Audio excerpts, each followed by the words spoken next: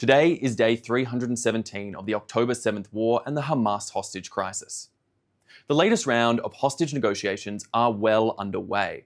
And while there are reports of progress, some key points must be made clear to all actors involved. Hamas is under pressure to release the hostages. But, per media reporting, there is no answer yet from Hamas themselves.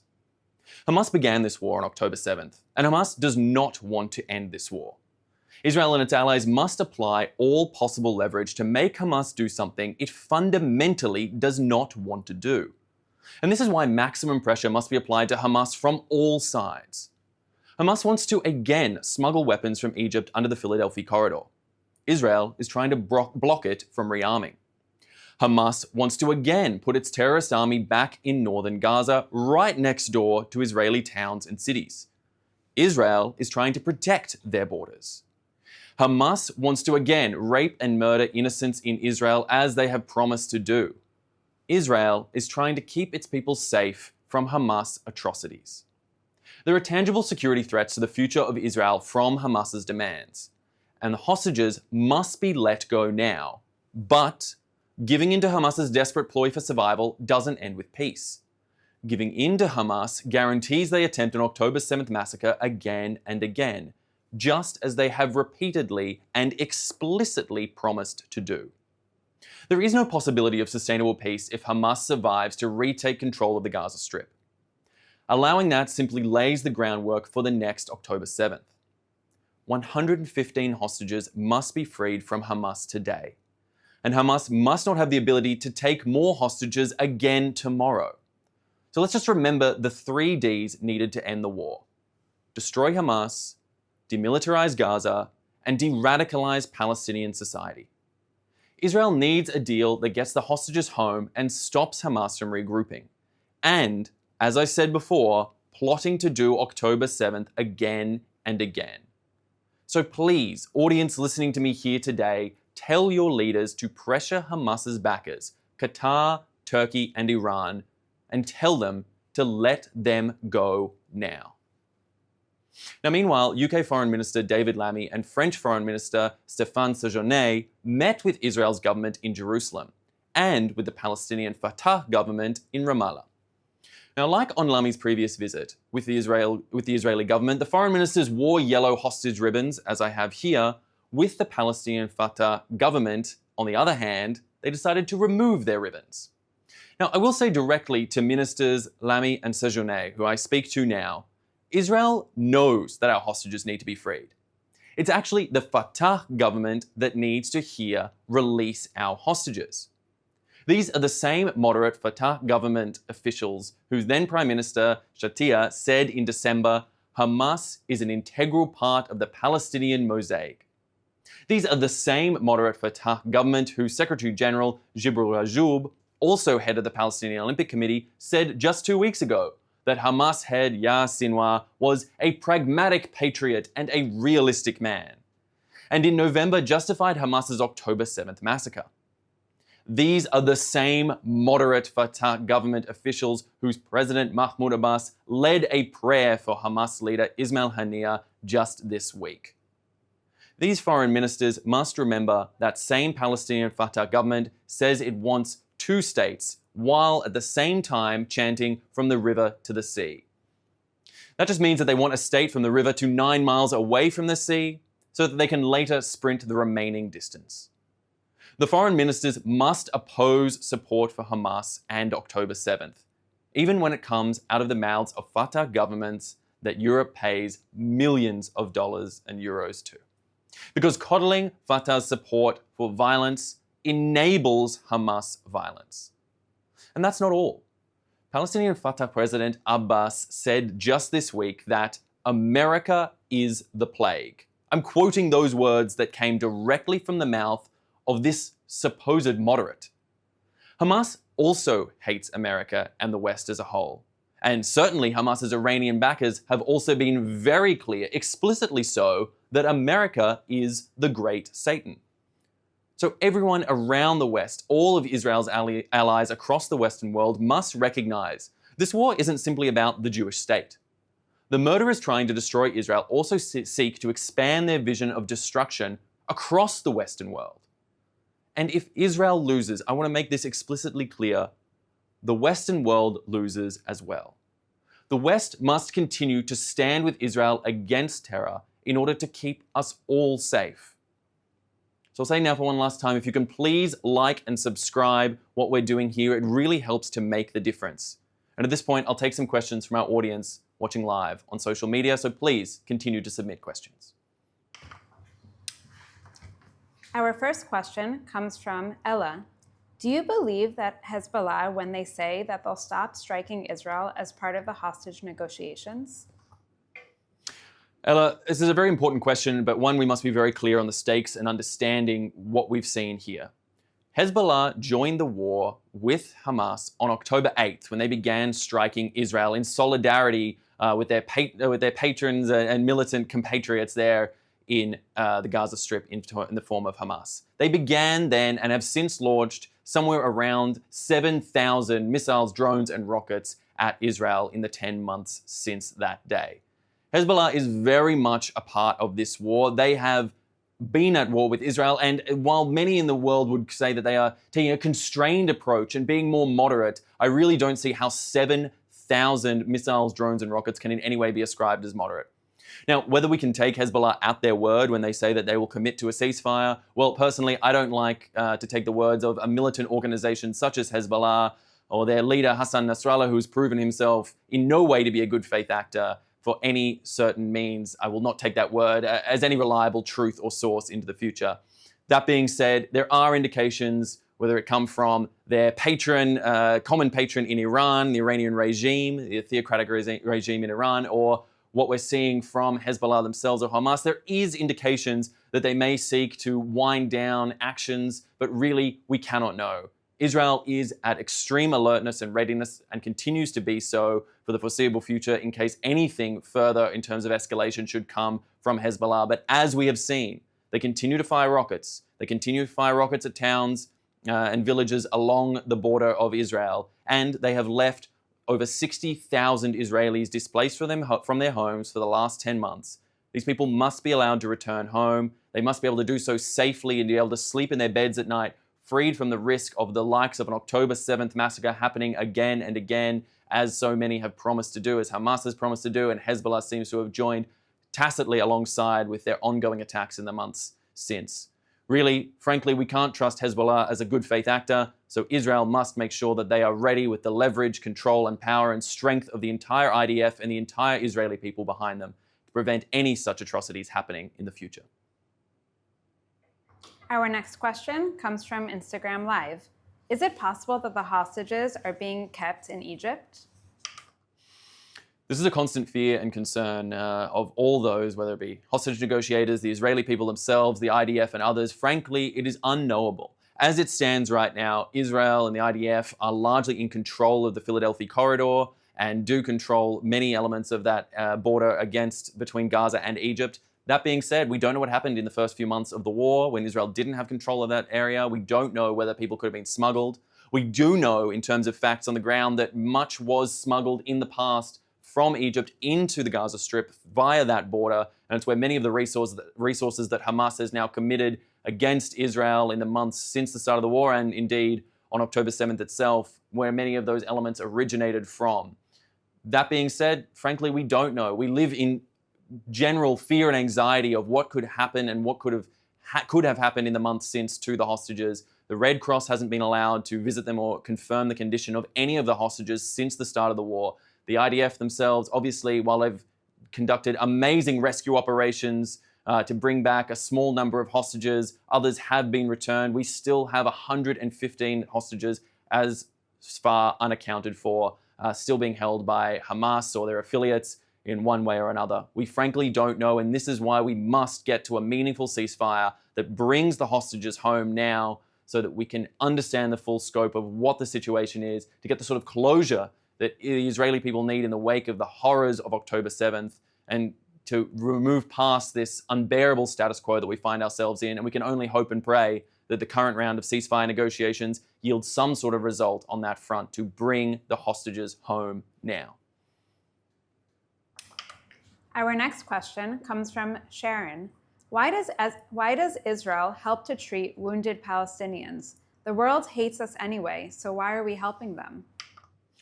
Sharon, it's important, in the case of this war, in the wake of the atrocities that we saw on October 7th, that we never lose our inherent humanity.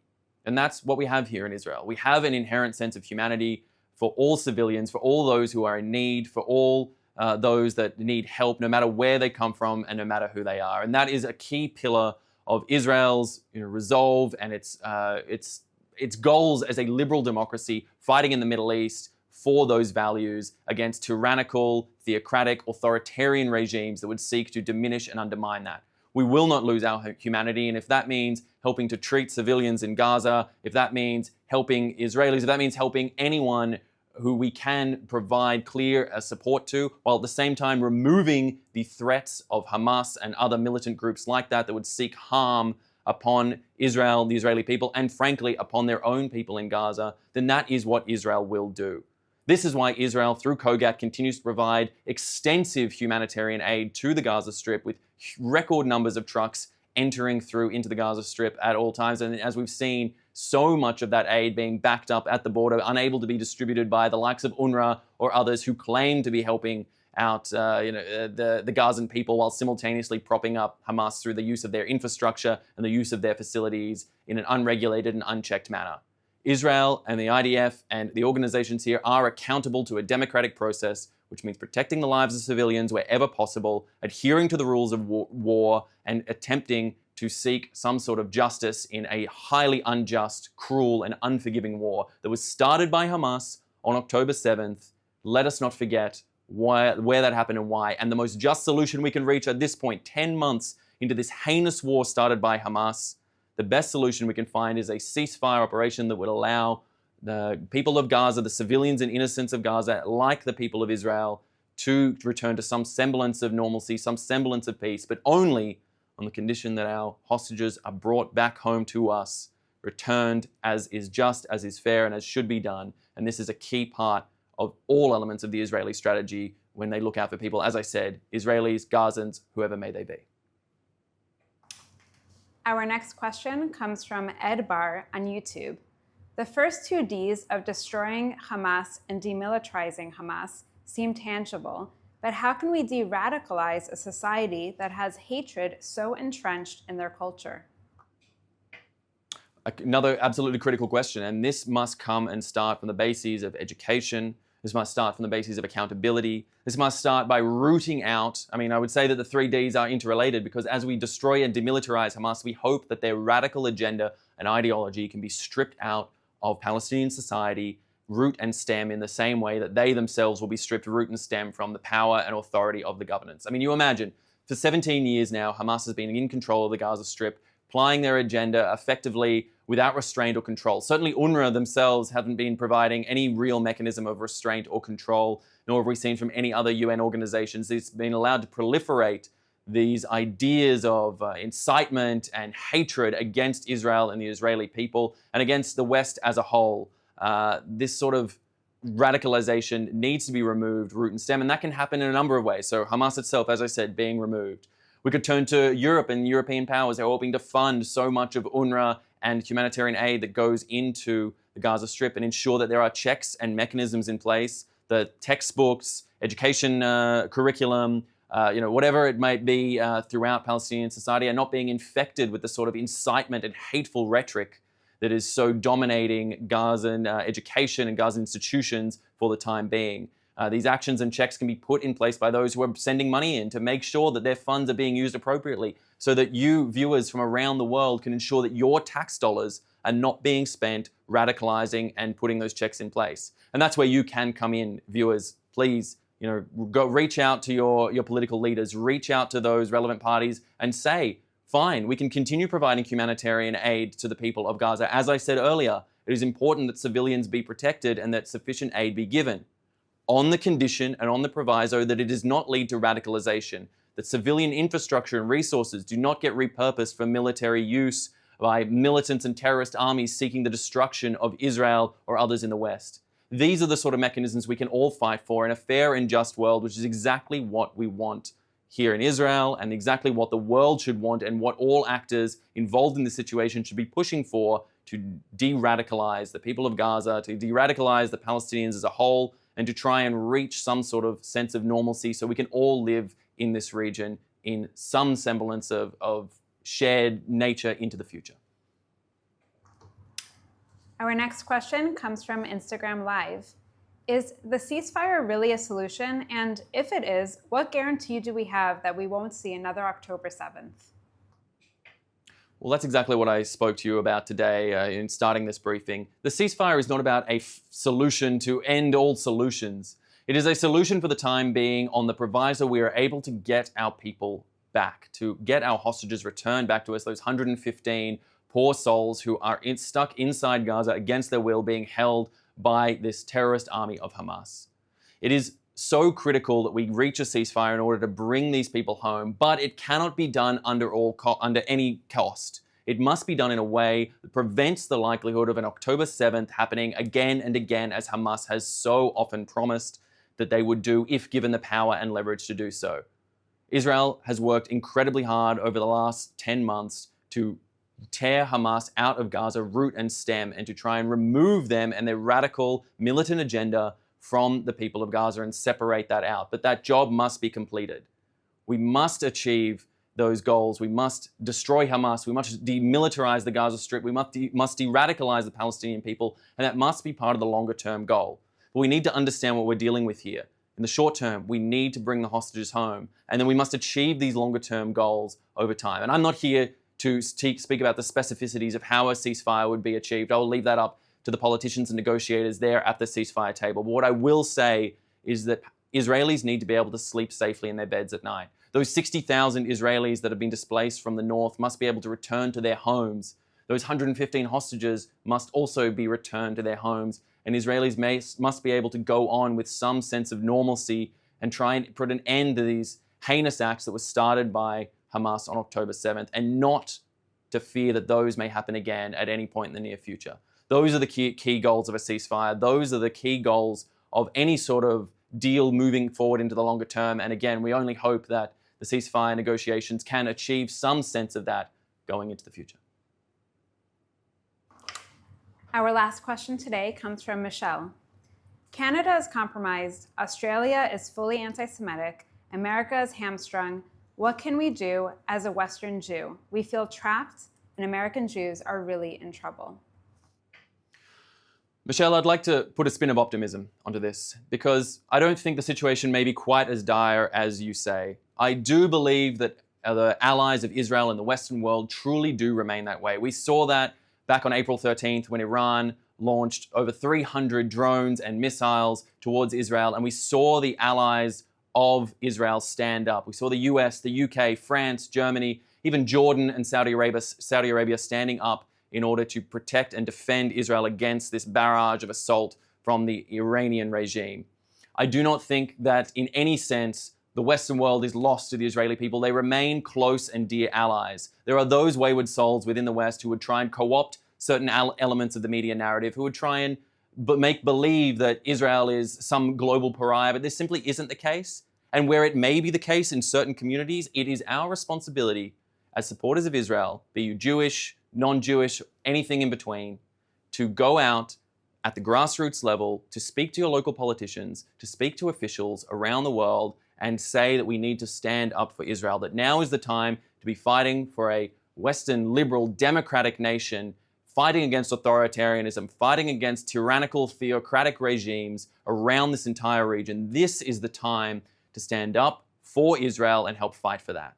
And if we can bring enough voices to the table for those that truly do understand and bring our allies along with us, then I think Israel is understood around the world, and this is the message we want to bring forward. Israel will be understood around the world to be fighting for senses of liberal democracy and freedom around the world, and to get our hostages home, to get our people returned to sleeping safely in their beds at night. And all these messages are something that are resonating and being understood. We'll continue to see that, whether it be at the political level, whether it be at the personal level. And this is really the takeaway that I want everyone to bring from this briefing today, that there are allies out there. Israel is not isolated and alone, but we simply need to rally behind the cause to fight for clear and distinct ideas such as those I presented here today, and to make sure that the message comes clear that Israel is a freedom-loving, democratic nation and will continue to fight for those principles into the future, and we must bring all our allies with us. All right, that is all we have time for today's briefing. I want to thank you so much for taking the time to listen here today. And as I always say, please like and subscribe. It really helps to get the message out and is really so critically important to help spread so much of the message about Israel, the reality that's going on here on the ground at the moment. In the meantime, I just want to say I've been Asher Westropp-Evans. Thank you so much for watching.